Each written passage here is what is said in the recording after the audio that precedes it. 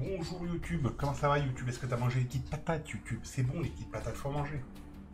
On se retrouve aujourd'hui pour une courte vidéo afin de vous expliquer comment installer Currency Cop.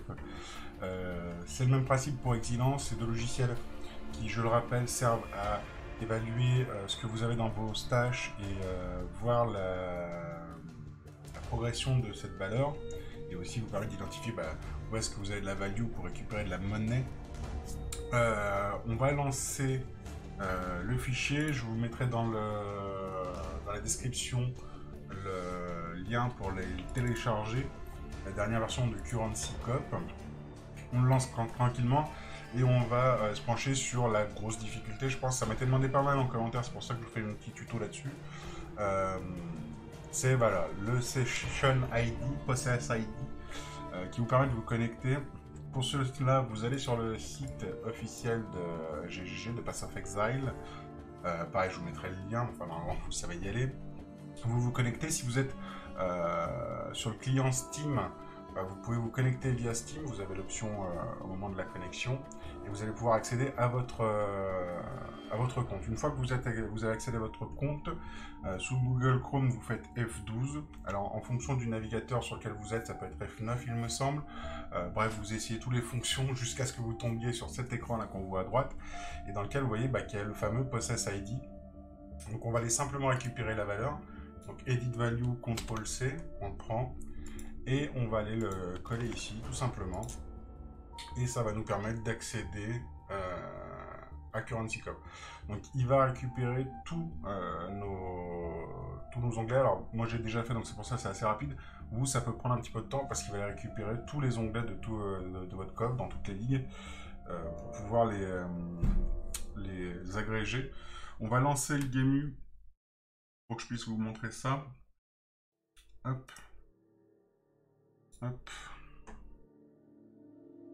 On le laisse se lancer, donc voilà, vous voyez que c'est pas très compliqué.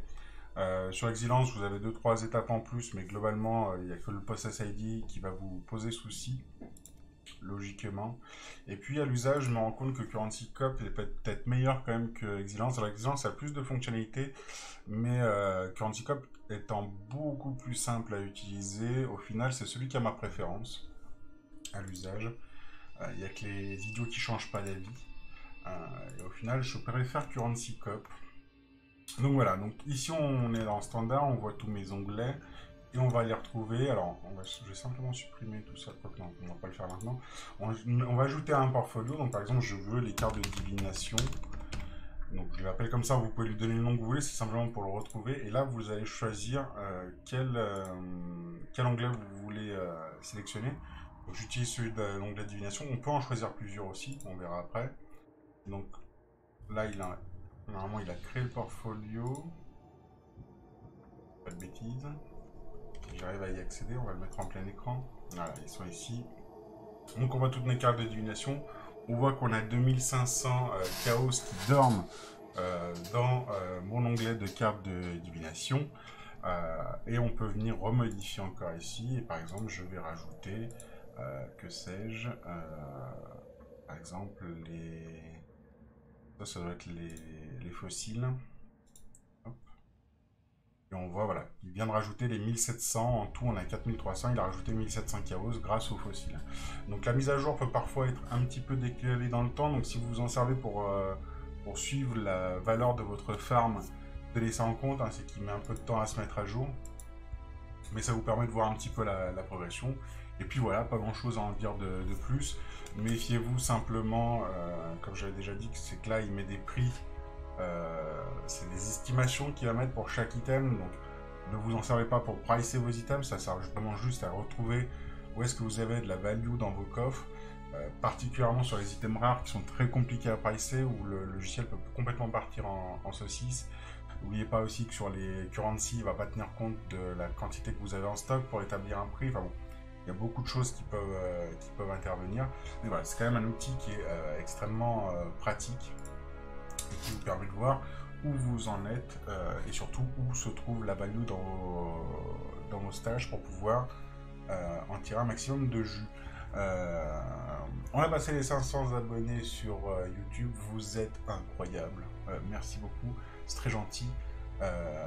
J'ai eu pas mal de commentaires, notamment qui demandaient ce petit tuto, et puis beaucoup d'encouragements, beaucoup de gens gentils qui viennent me dire des trucs sympas dans les commentaires, qui m'ont dit ce que je fais leur utile, et ça fait extrêmement plaisir. Si c'est pas déjà fait, je vous invite à vous abonner également, à mettre la cloche, tout ça, vous connaissez les bails.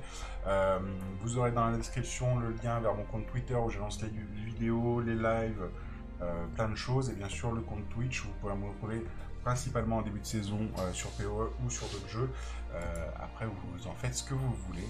Moi, je vous souhaite une bonne journée. Je vous fais plein de petits bisous et je vous souhaite plein de petites patates. Au revoir YouTube.